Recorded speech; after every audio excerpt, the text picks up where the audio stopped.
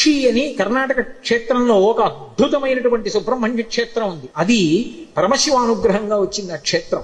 గరుత్మంతుడు ఒక రోజు మంచి ఆకలి మీద ఉన్నాడు. వాసుకి వెళ్ళిపోతున్నప్పుడు ఈ వాసుకుని చంపుదామని గరుత్మంతుడు వచ్చి తన రెక్కలతో కొట్టి వాడి ముక్కుతో గాడ వేశాడు. వేస్తే తన పడగలెత్తి ఆ పడగల మీద ఉన్నటువంటి మణుల యొక్క కాంతుల చేత కళ్ళు బైర్లు కమ్మేటట్టుగా గరుత్మంతుడి మీద కాంతి ప్రసరింపజేసి తన యొక్క పడగలతోటి కాట్లు వేశాడు వాసుకి. కానీ సహజ బలవంతుడైనటువంటి గరుత్మంతుడు ఆక్రమించబోయాడు.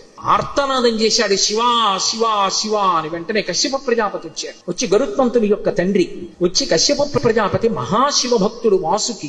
అటువంటి వాసుకిని చెనకుతున్నావు శివా అని పిలుస్తున్నాడు. ప్రమాదం సంభవిస్తుంది. వెంటనే విడిచిపెట్టేసి వేరొక ప్రాంతాన్ని చెప్పాడు. ఆ ప్రాంతానికి వెళ్ళిపో, అక్కడ నీకు ఆహారం లభిస్తుంది, అక్కడికి వెళ్ళి తినమన్నాడు. ఆయన వెళ్ళిపోయాడు.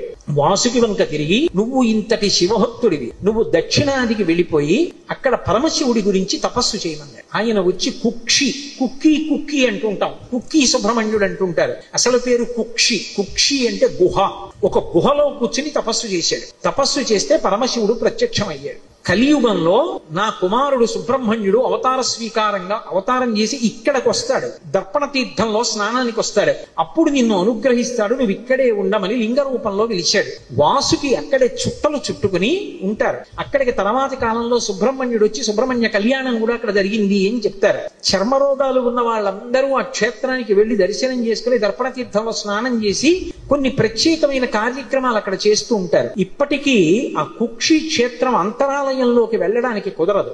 గరుడ స్తంభం ఉంటుంది, ఆ గరుడ స్తంభం వరకే వెళ్ళాలి. గరుడ స్తంభం దాటి వెళ్ళకూడదు. ఎందుకంటే లోపల వాసుకి ఉంటారు. ఆ వాసుకి యొక్క పడగలలోంచి విషపు గాలులు వస్తాయి. ఆ విషపు గాలి తగిలితే తేజోక్షయం అయిపోతుంది, ప్రాణములు కడంటిపోతాయి. అందుకని ఎవరిని అంతరాలయంలోకి వెళ్ళనివ్వరు. ఆ గరుడ స్తంభం వరకు నిలబడితే ఆ గరుడ స్తంభం ఈ విషపు గాలిని విరిచేస్తుంది. దాని వెనక నుంచి దర్శనం చెయ్యాలి. అంత గొప్పగా ఉన్నటువంటి కుక్షి తీర్థంలో శంకరుడి అనుగ్రహం మేరకే వాసుకి ఉన్నాడు.